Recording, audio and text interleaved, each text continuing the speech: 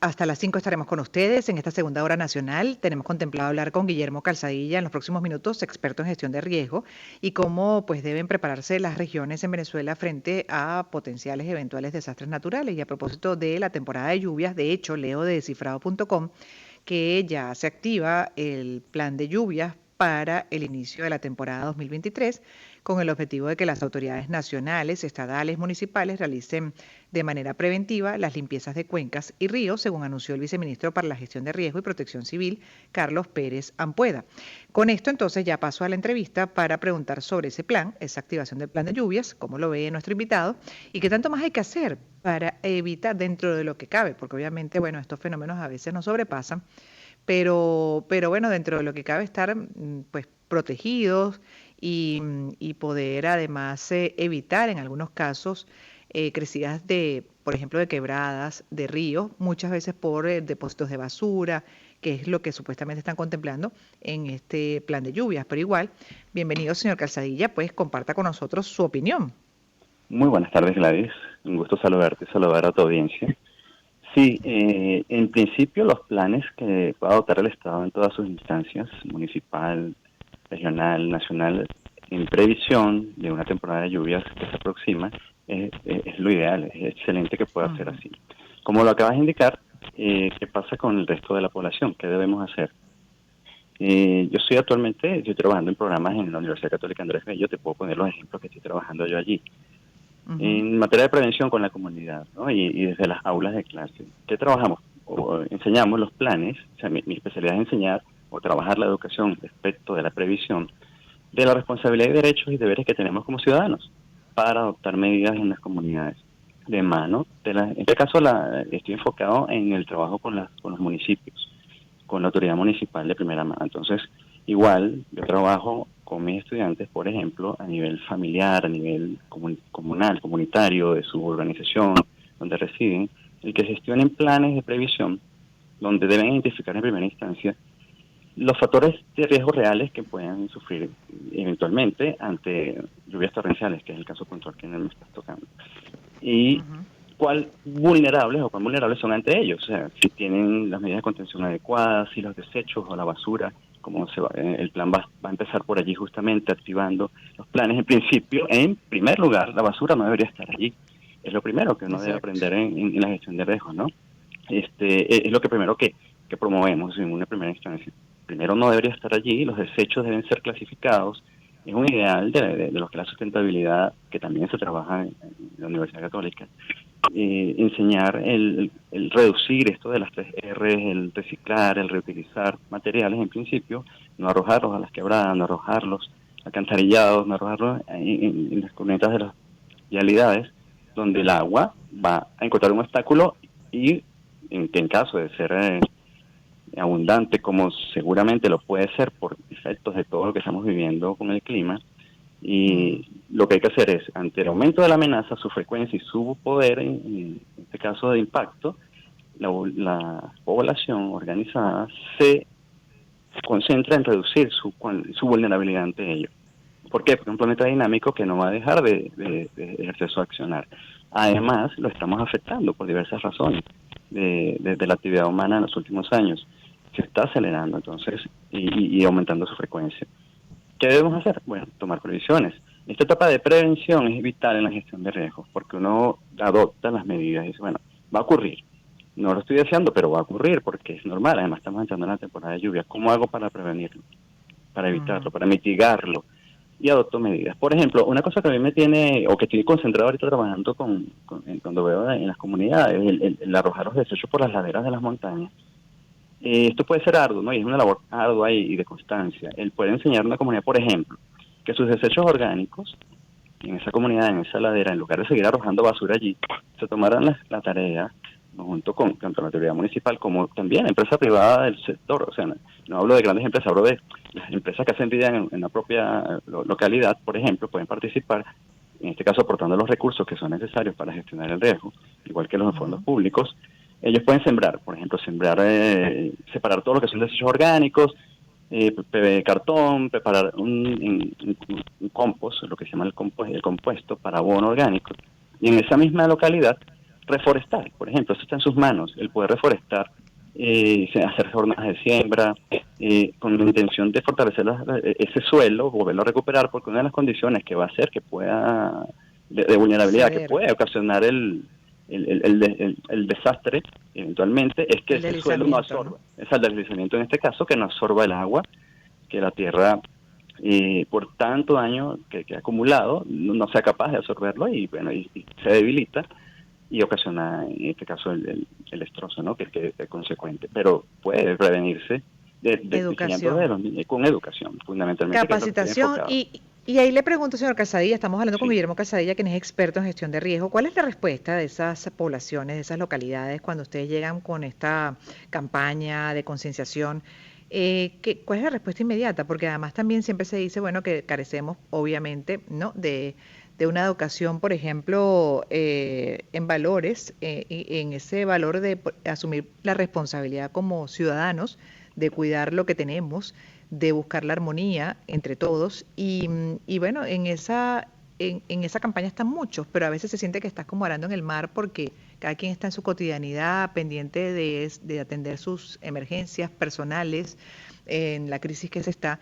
Y a esto se le tiende a dejar de lado, muchas veces se subestima y además en algunos casos hay hasta una conducta inadecuada ya asumida desde siempre, ¿no? Desde lo que es el maltrato al medio ambiente, y además también lo que es el maltrato en esa interrelación social. Sí, Gladys, fíjate, eso que acabas de mencionar, técnicamente en la gestión de riesgo le llamamos la diferenciación entre el riesgo intensivo y el riesgo extensivo. El riesgo intensivo es este que acapara grandes titulares de Mm, la prensa cuando sobreviene el desastre porque arrasó, porque hubo destrucción, hubo lesionados, hubo muertes, desapariciones, en el caso de las lluvias, por ejemplo. Y la, ocurre lo que tú dijiste, la persona no colaboró, contesto tu pregunta directamente, es difícil, cuando uno llega no es fácil que se adopte una nueva cultura, porque el otro factor, el riesgo extensivo, el que nos ujú, ocupa diariamente por conseguir el sustento, por el ujú, transporte, por el ingreso al alcance, por una cantidad de factores educativos, porque no me ha interesado nunca involucrarme en los asuntos de la comunidad, porque lo haga otro, pero porque lo voy a hacer yo, o que lo haga el Estado, pero porque lo hago yo. O sea, el reconocer ese aporte que uno debe dar, que además siento que por ujú. responsabilidad social uno debe, está obligado a hacerlo, por su comunidad, por su familia, por su entorno inmediato, que además es una primera medida de respuesta que hay que dar, porque además eso está tipificado en nuestras leyes, hay que dar ese paso, pero no es fácil. De que la pregunta directa, no es fácil hacerlo y es una labor constante, constante como en toda la materia educativa. Estar constantemente repitiendo, haciendo ejercicios, demostrando, pero una vez que uno demuestra, la sorpresa es grande Ujú, cuando las personas dicen, oye, si es posible, que si hubo un cambien. cambio, sí, y eso es satisfactorio, pues en medida en general en la Claro, educación. me imagino cuando llegan a Sí, ese punto, después de tanto trabajar en esos cambios y generar conciencia. Ahora, sí. ¿cuán dramática es la situación, por ejemplo, en cuanto a lo que está comentando, que puede generar deslizamientos de tierra? ¿Cuánta basura está todavía, pues, lamentablemente repartida en diferentes localidades, urbanizaciones, obstruyendo el paso del agua por esas quebradas, esos ríos en general? ¿Qué reporte tienen ustedes de las diferentes regiones del país? Disculpe que ahí sea impreciso, no quise dar Ah, qué información que no lástima. manejo de primera Es mano, que, no tengo ok, realmente esa información a la mano, discúlpame, te lo voy a deber. pero claro, eso tendría que ser, pero igual, bueno, eso es como lo más inmediato de acuerdo a lo que pueden ser nuestras debilidades, ¿no? Sí, Puntualmente esa es una de nuestras grandes sí, exacto, debilidades y que nos hace tienes más toda la vulnerables. razón.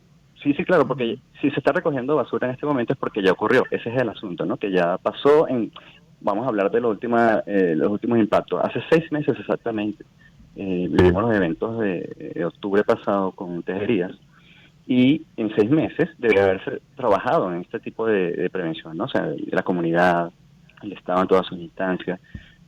Primero en campañas de concientización para evitar arrojar basura allí. Si eso no se terminó de hacer o si se siguió la conducta, porque estamos diciendo que no es fácil, bueno, ujú. la labor de sacar la basura de allí por regiones, por estados, es una labor ardua que debe empezar y por temporada de lluvia en nuestro país estamos como ya encima del proceso, ¿no? Ya estamos tarde. De empezar que empiece la lluvia pronto.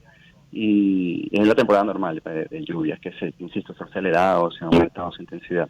Pero bueno, eso no quita que se deba trabajar ya en todo el sistema, pues el sistema de prevención, el sistema de recolección de basura, el sistema de educativo, el sistema de enseñar a la comunidad de la mano, además involucrarlo también en esto, pues en lo que implica, desde el punto de vista del servicio social, mira lo que ocasiona el descuido de no poner atención en esto. No es fácil, pero hay que hacerlo porque repercute en tu propia Parte del seguridad y salud, trabajo. bienestar.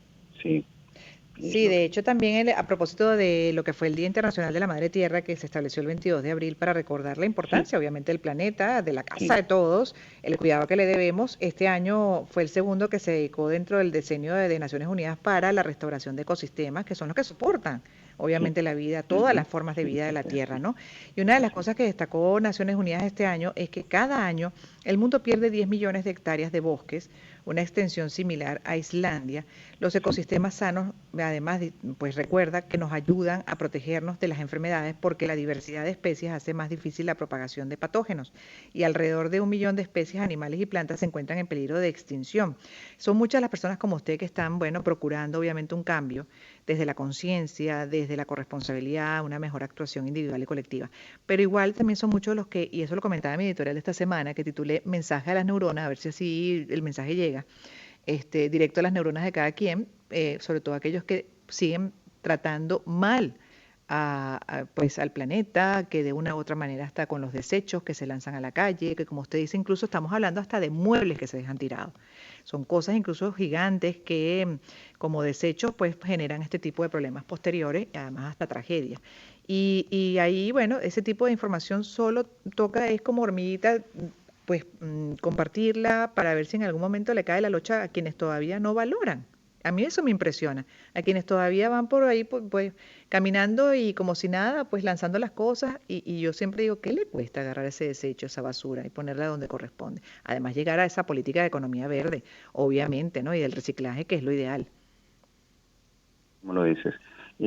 Bueno, sería ideal también que transversalmente en nuestros sistemas de educación en todos los niveles podamos trabajarlo, cada profesor. De hecho, estoy tratando de enfocarme en eso también, en educar al profesorado que lo replique en sus aulas.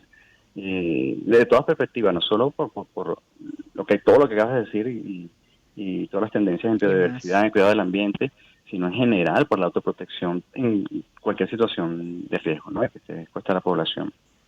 Además, es la casa. O sea, o la Sí, cuidamos, sí o sí, por o eso, la cuidamos. exacto, esa es nuestra casa, así es. Es increíble, a mí eso sí, me cuesta entenderlo. De hecho, invito a que escuchen mi editorial de esta semana que, como decía, titulé Mensaje a las neuronas. Y bueno, una de las preguntas justamente que me hago en ese editorial es ¿qué cuesta? ¿Qué cuesta cuidar? Es un trabajo de hormiguita, a veces se subestima esa pequeña acción, pero esa pequeña acción va sumando Sí, es y así. se convierte, Sí, así es, en una acción significativa al punto de protegernos ante eventuales exactamente, temporadas como la de lluvia. Ujú. exactamente, eso es. Dentro de lo que cabe, porque los fenómenos naturales, como decía también al inicio, señor Calzadilla, son a veces tan fuertes que nos sobrepasan, incluso sobrepasan a países que sí tienen políticas de prevención, que los ves que están trabajando todo el año por ello, tratan de resguardar a las poblaciones, pero igual siempre, pues pueden ocurrir tragedias porque tienen una dimensión superior. Hay medidas también de mitigación. En la gestión de riesgos se habla de la mitigación. O sea, el prevenir es tratar de evitar que la amenaza al impactar se convierta en desastre, pero el prevenir es como Sí. restarle el accionar. Entonces, cada vez es más, de hecho, en ciudades europeas están trabajando arduamente porque ya los sistemas de lluvia se estacionan de tal manera que exceden su capacidad de absorción de los drenajes naturales en ciudades que se consideran de Ujú. países desarrollados y no pueden hacerlo. Entonces, tienen que tomar medidas de gestión de riesgos para saber, mira, esto ya va a aumentar, nuestra ciudad no tiene que cómo absorberlo y están creando, por ejemplo, techos verdes que sean esponjas, techos de esponja, que son vegetales, que absorben esta cantidad y exceso de agua y lo pueden canalizar directamente por tuberías a drenajes que están en el subsuelo para que no impacten en la tierra, por ejemplo. Se están haciendo en Alemania, por ejemplo. Mm. Y ese tipo de sistemas eso requiere inversión, obviamente, entonces requiere un sistema ya más complejo de ponernos de acuerdo pero yo insisto en lo local. ¿Qué Claro, hago yo por eso? ¿Qué hago yo? Porque sí. eso parece titánico ante las metas que hemos planteado desde el punto de vista del Objetivo de Desarrollo Sustentable hasta el 2030, pero ¿qué hago yo? ¿Y qué haces tú? ¿Y qué hace el vecino? bueno, Y por lo organicemos. pronto ahí también el llamado final, porque ya, bueno, nos pasó el tiempo, pero justamente dentro de ese pequeño mundo, ese pequeño espacio que cada uno tiene, cómo se hace responsable en el caso de lo que estamos hablando y justamente cómo debemos prepararnos ante eventuales fenómenos naturales muy fuertes que pues, deriven en desastres naturales. La pregunta, señor Calzadilla, es la recomendación, ese ABC que debemos tener presente en ese cuidado diario, en esa atención diaria, esa responsabilidad que le debemos al planeta y a nuestro país, un mejor Bueno, comportamiento. yo hablaba antes de las 3 R que manejamos en el caso de la basura específicamente, que es el caso con las lluvias, bueno, reciclar, reutilizar, reducir, pero en general la cultura de, sin ser paranoia, sin ser un estado sobre alerta constante, es la preocupación, porque eso por el entorno, es el reconocimiento de que realmente mi accionar, desde la huella de carbono que puedo dejar hasta mi propio desecho de basura o lo que yo pueda hacer por mi conjunto de vecinos, por mi comunidad, Mi entorno. Ujú. afecta por mi entorno, lo afecta, está afectado. No puedo negarme a ver qué estoy afectando, lo sé reconocer. También lo puedo afectar positivamente, pero hay una medida de afectación negativa que debo reconocer Así y, es. y debo accionar y debo actuar en función de corregirlo. Eso debe ser así. Ese mensaje lo debemos tener siempre presente y llevarlo a la práctica. Gracias por haber estado con Ah, no, nosotros, Guillermo seguro. Calzadilla, experto en gestión de riesgo. Vamos a hacer una pausa musical y en breve volveremos a escuchar.